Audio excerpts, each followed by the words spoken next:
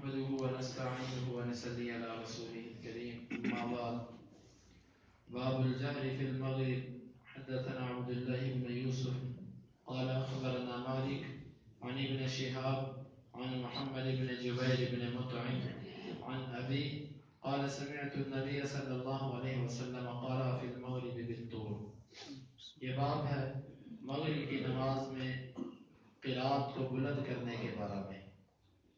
امام بخاری فرماتے ہیں کہ ہمیں بیان کیا عبداللہ بن یوسف نے، وہ کہتے ہیں ہمیں خبر دی مالک نے ابن شہاب سے، اور وہ محمد بن جبیر بن مطعم سے، اور وہ اپنے باپ جبیر بن مطعم رضی اللہ عنہ سے. وہ کہتے ہیں کہ میں نے رسول اللہ صلی اللہ علیہ وسلم کو سنا آپ مغرب میں سورہ طور کی تلاوت کر رہے تھے. امام بخاری نے یہ بات اس لیے باندھا ہے کہ یہ واضح کریں کہ مغرب کی نماز میں قرات بلند آواز سے کی جاتی ہے، لیکن اس کے ساتھ ساتھ اس حدیث سے کچھ اور باتیں بھی معلوم ہوتی ہیں.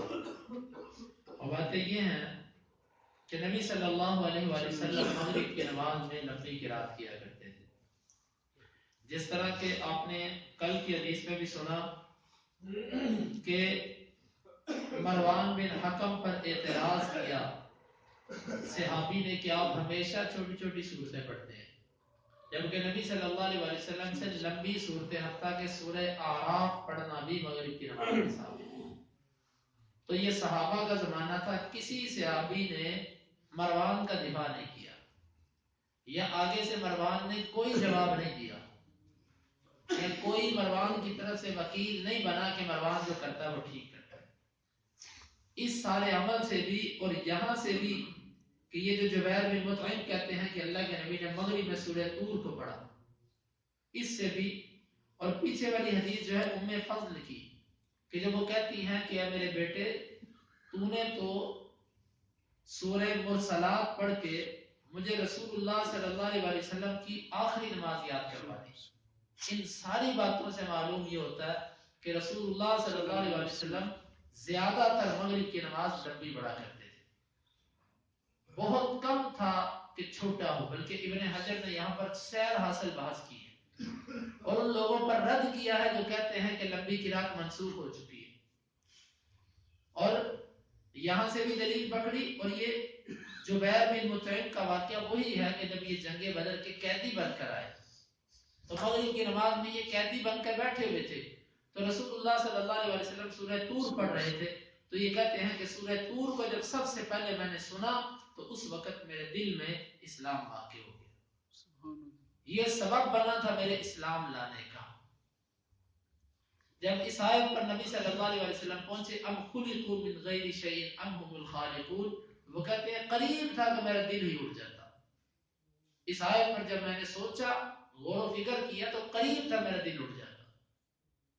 تو یہ سارے دلائل اس بات کی طرف ہیں کہ نبی صلی اللہ علیہ وسلم مغرب میں لمبی صورتیں پڑھا کرتے تھے، اور کبھی کبھار جواز کے لیے چھوٹی صورت بھی پڑھا کرتے تھے. اب آئیے، قرآن مجید کو عام طور پر 4 حصوں میں تقسیم کیا ہے علماء نے. سورہ فاتحہ کے بعد جو پہلی 7 صورتیں ہیں ان کو کہا جاتا ہے السبع الطوال. طوال یہ طویل ان سے ہے، لمبی، 7 لمبی صورتیں. سبع کا مطلب 7 اور الطوال لمبی، 7 لمبی صورتیں. یہ سورہ بقرہ کے بعد جو پہلی 7 صورتیں آتی ہیں، بقرہ، آل عمران، نساء، مائدہ، الانعام، یہ سب کی سب اس میں شمار ہوتی ہیں، 7 صورتیں. اس کے بعد وہ صورتیں کہ جن کی تعداد، آیات کی تعداد 200 کے قریب ہے یا 200 سے کچھ کم، ان کو مئین کہا جاتا ہے. مئین وہ صورتیں کہ جن کی تعداد، آیات کی تعداد 200 یا 200 کے قریب ہے. پھر اس کے بعد تیسری تقسیم بنتی ہے مثانی کی. مثانی کا مطلب ہوتا ہے بار بار پڑھی جانے والی صورتیں. یہ وہ صورتیں ہیں کہ جن کی آیات کی تعداد تقریباً 100 ہوتی ہے. کیونکہ یہ صورت چھوٹی ہوتی ہے، 100 آیات اس کی ہوتی ہیں، اس کو اکثر پڑھا جاتا ہے، تو ان کو مثانی کہا جاتا ہے. تیسری تقسیم مثانی کی. اور چوتھی تقسیم ہے مفصل. مفصل اس کا مفہوم یہاں پر یہ ہے کہ وہ صورتیں کہ جن کی چھوٹی چھوٹی آیات ہیں. اس میں اختلاف ہے کہ مفصل کہاں سے شروع ہوتی ہے. زیادہ جمہور کا قول یہ ہے کہ سورہ حجرات 26ویں پارے سے شروع ہوتی ہے اور سورہ ناس تک جاتی ہے مفصل. پھر اس مفصل کو 3 حصوں میں تقسیم کیا گیا: طوال مفصل، اوساط مفصل اور قصار مفصل. اوساط مفصل کہ جس کی آیات کی تعداد بھی کچھ زیادہ ہے اور آیات کچھ بڑی ہیں، کلمات کی تعداد بھی ایک آیت میں زیادہ ہے، اس کو کہتے ہیں طوال مفصل. آیات چھوٹی ہیں لیکن لمبی لمبی.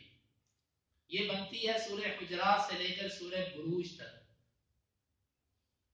پھر اس کے بعد ہے اوساط مفصل کہ جس کی آیات چھوٹی ہیں اور درمیانی چھوٹی ہیں. یہ بنتی ہے سورہ بروج سے لے کر سورۃ البینہ تک. پھر اس کے بعد آ جاتا ہے قصار مفصل، بالکل چھوٹی آیات والی صورت. یہ سورہ بینہ سے لے کر سورہ ناس تک ہے. ابن حجر رحمۃ اللہ علیہ فرماتے ہیں کہ مجھے کوئی ایک ایسی نص بھی نہیں ملی کہ مغرب کی نماز میں قصار مفصل پڑھی جاتی ہے. قصار مفصل سورہ بینہ سے لے کر سورہ ناس تک. مغرب کی نماز میں کہیں اس کا ذکر اللہ کے رسول سے نص کی صورت میں نہیں ملتا. بعض لوگوں نے ان صورتوں کا، ان احادیث کا جواب دینا چاہا اپنے مذہب کی خاطر کہ یہاں پر سورہ طور سے مراد اور مرسلات سے مراد اور اعراف سے مراد پوری پوری صورت نہیں ہے بلکہ تھوڑی تھوڑی صورت ہے. لیکن یہ محض ایک تحقق اور بغیر دلیل کے ایک دفاع ہے.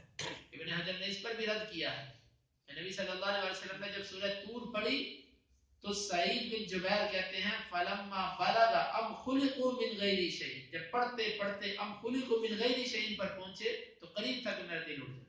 اور ام خلقوا من غیر شیء کی آیت نمبر تقریباً 37 نمبر آیت ہوتی ہے. تو اس لیے یہ بھی ایک بہانہ ہے کہ نبی صلی اللہ علیہ وسلم نے اس میں سے کچھ پڑھا، بلکہ نبی صلی اللہ علیہ وسلم کی عادت تھی کہ جب آپ ایک سورت شروع کرتے تو آپ اس کو پورا پڑھا کرتے. یہ بات ابن القیم رحمۃ اللہ علیہ نے زاد المعاد میں لکھی ہے کہ اللہ کے نبی کی اکثر عادت تھی کہ جب آپ سورت پڑھتے تو اس کو پورا کرتے. تو یہ امام بخاری کی مراد اور مقصد ہے. خلاصہ اس کا یہ نکلا کہ مغرب کی نماز میں قرات کی جائے. اکثر امام کی قرات اس میں لمبی ہونی چاہیے. کوئی ایسی روایت نہیں ہے کہ جس میں یہ ہو کہ چھوٹی چھوٹی صورتیں پڑھی جائیں، بلکہ مروان پر جو اعتراض کیا گیا وہ اسی پر تھا کہ تو مفصل ہی پڑھتا، قصار مفصل پڑھتا رہتا ہے، چھوٹی چھوٹی صورتیں پڑھتا ہے. اللہ کے نبی کے پیچھے تو ہم نے سورہ آراف بھی پڑھی ہے. اور اسی طرح بلکہ ابن حجر نے یہاں سے بھی استدلال کیا کہ ام فضل کہتی ہے کہ نبی کی آخری نماز جو تھی بیماری کی حالت میں، وہ آپ نے اس میں سورہ مرسلات پڑھی جو تقریباً 1.5 صفحے کی صورت ہے. تو جب نبی صلی اللہ علیہ وسلم تندرست ہوتے تھے پھر آپ کی نماز کیسی ہوتی ہو؟ یہ آخری بیماری کی نماز ہے کہ جس میں سورہ مرسلات پڑھی مغرب میں. تو باقی جو تندرستی کی نمازیں ہوں گی وہ تو اس سے لمبی ہوتی ہوں. یہ بات ٹھیک ہے. اس لیے حدیث سے یہ بات معلوم ہوئی کہ نبی صلی اللہ علیہ وسلم کی نماز مغرب کی لمبی ہوا کرتی تھی. باب الجہر فی العشاء، یہ باب ہے عشاء کی نماز کو بلند قرات کرنے کے بارے میں. امام بخاری فرماتے ہیں کہ ہمیں بیان کیا ابو نعمان نے، وہ کہتے ہیں ہمیں بیان کیا معتمر نے، اور وہ اپنے باپ سے اور وہ بکر سے اور وہ ابو رافع سے. وہ کہتے ہیں کہ صلیت مع ابی ہریرہ العتمہ، میں نے ابو ہریرہ کے ساتھ عشاء کی نماز پڑھی. فقرأ اذا السماء انشقت، بس انہوں نے اس میں یہ سورت پڑھی اذا السماء انشقت. فسجد، پھر اس میں جو سجدہ آتا ہے وہاں پر انہوں نے سجدہ کیا. فقلت له، بس میں نے اس سے کہا، قال سجدت خلف ابی القاسم، اس سے کہا میں نے ابو القاسم کے پیچھے سجدہ کیا تھا. فلا ازال اسجد بها حتى القاه، میں تو ہمیشہ یہ سجدہ کرتا رہوں گا یہاں تک کہ میں ان سے جا ملوں.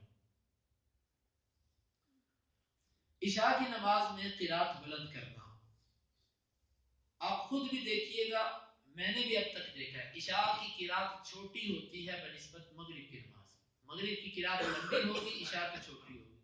اب یہاں پر اذا السماء انشقت پڑھی گئی جو کہ تقریباً آدھے صفحے کی صورت ہے. تو یہ صورت نبی صلی اللہ عشاء کی نماز میں پڑھی ابو ہریرہ نے، اور وہ کہتے ہیں کہ میں نے اللہ کے رسول کے پیچھے نماز پڑھی، آپ نے بھی یہ نماز صورت پڑھی اور اس میں سجدہ کیا.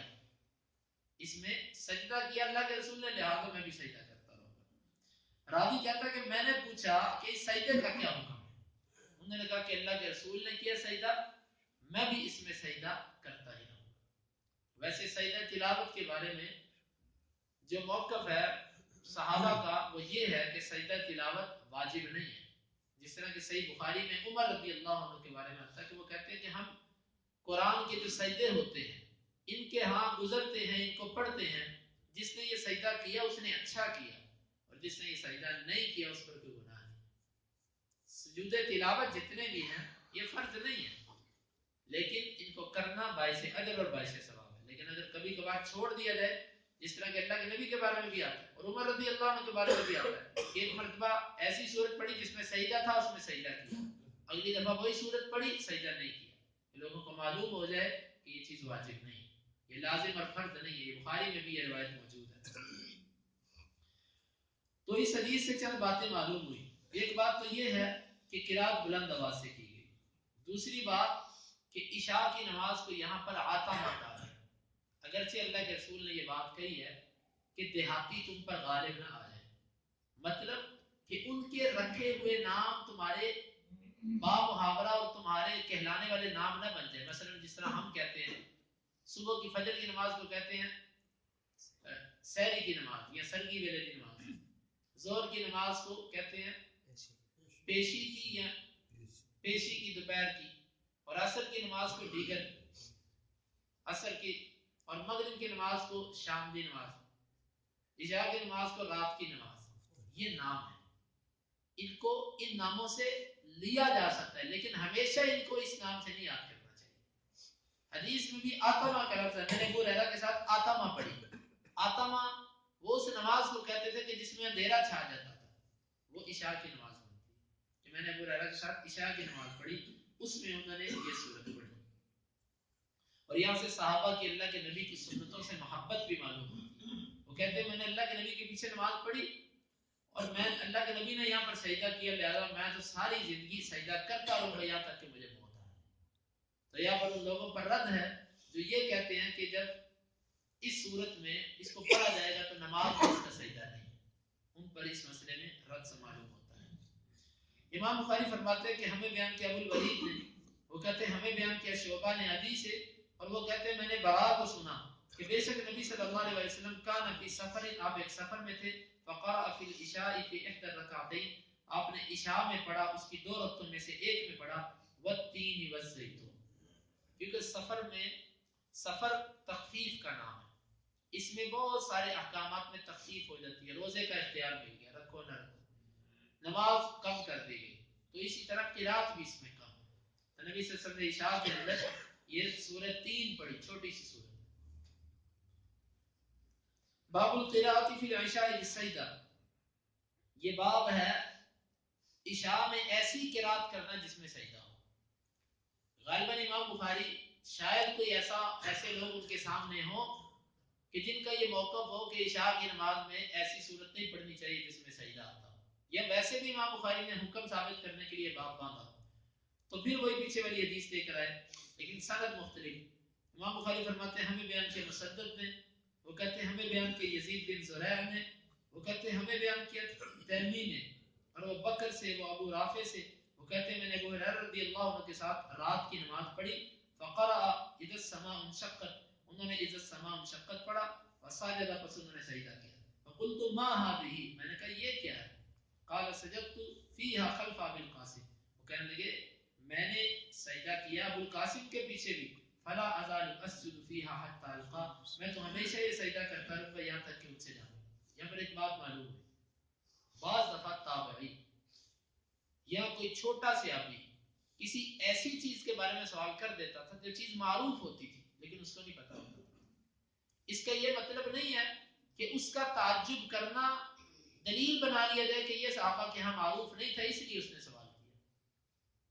میری بات کو دوبارہ سمجھیے گا، بعض دفعہ کوئی تابعی یا چھوٹا صحابی کسی چیز کے بارے میں تعجب کرتا تھا کہ یہ کیا ہے، اس وجہ سے تعجب کرتا تھا کہ اس کو اس مسئلے کا پتہ نہیں، تو صحابہ اس کو جواب دے دیا کرتے تھے۔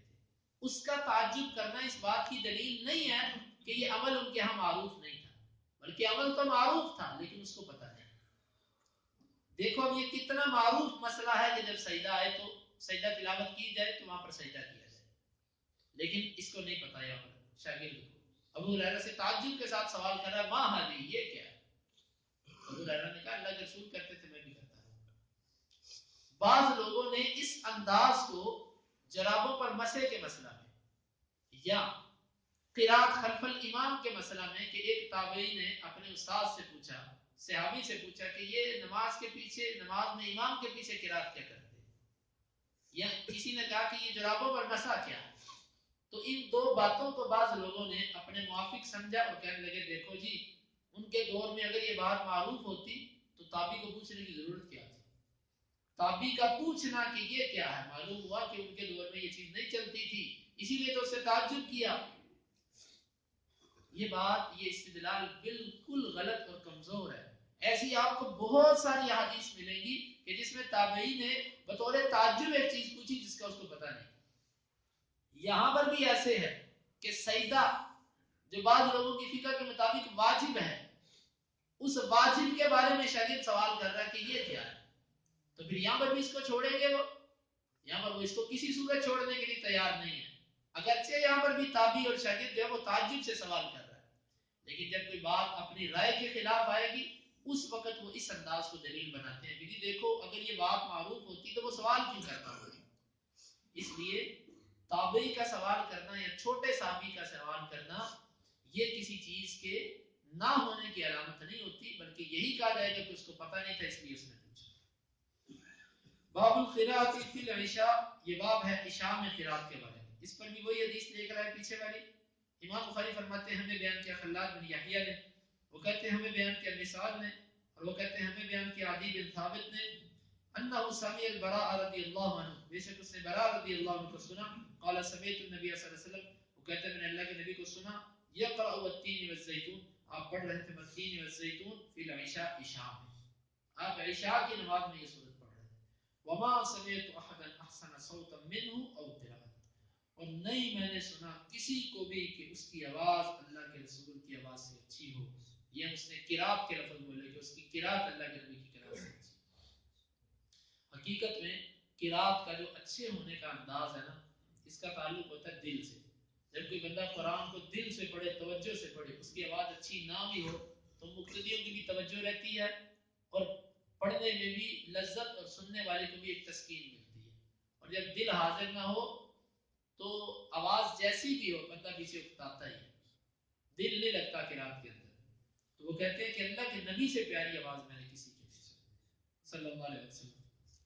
باب یطول فی الاولیین ویحذف فی الاخریین، باب ہے کہ پہلی دو رکعتوں میں وہ قرات کو لمبا کرے اور آخری دو میں ہلکا کرے۔ یہ باب امام بخاری نے دوبارہ یہاں پر باندھا، اس لیے باندھا کہ پہلی دو رکعتیں لمبی اور آخری دو رکعتیں ہلکی، یہ صرف زور اثر کا مسئلہ نہیں ہے بلکہ عشاء کے اندر بھی ایسے کیا جائے، کیونکہ عشاء کی بھی آخر میں دو رکعتیں آتی ہیں، پہلی دو رکعتوں کے اندر وہ لمبا کرے گا اور دوسری دو میں وہ ہلکا کرے گا۔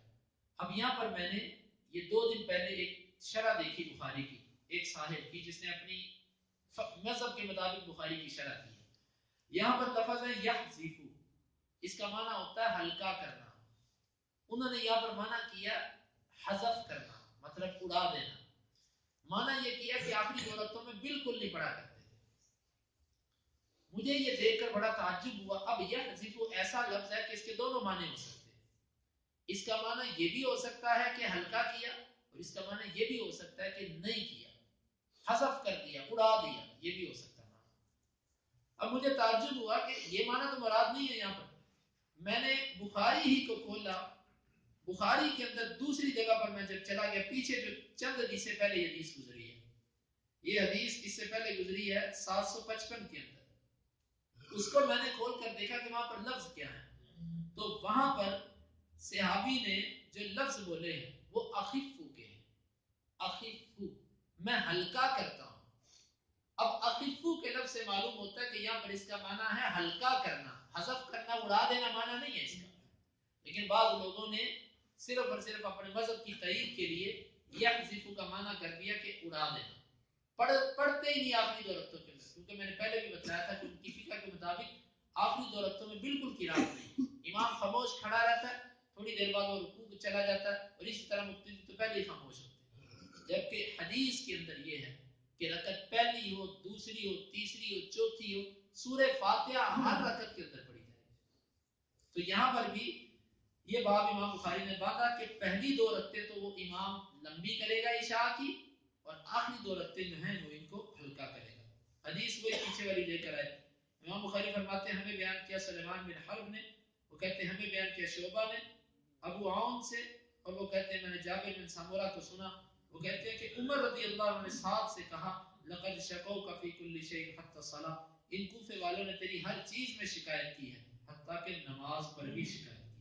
قال اما انا، سعد نے کہا رہا میں، فامد فی الاولیین، میں تو پہلی 2 رکعتوں میں طوالت کرتا ہوں، واحذف فی الاخریین، اور میں ہلکا کرتا ہوں، یا فاتحہ سے زائد قرات کو میں چھوڑ دیتا ہوں آخری 2 رکعتوں میں. ولا آل مقتدیت به من صلاۃ رسول اللہ صلی اللہ علیہ وسلم، اور نہیں میں کمی کرتا اس کی کہ جس کی میں نے اللہ کے رسول کی ابتدا کی ہے. جس طریقے میں اللہ کے رسول کی میں ابتدا کرتا رہا اس کو ادا کرنے میں میں کچھ کمی نہیں کرتا. قال صدقت، عمر فرمانے لگے ساتھ تو نے سچ کہا. ذالک الظن بک، تیرے بارے میں یہی گمان ہے، او ظنی بک، یہ لفظ بولے کہ میرا تیرے بارے میں یہی گمان ہے.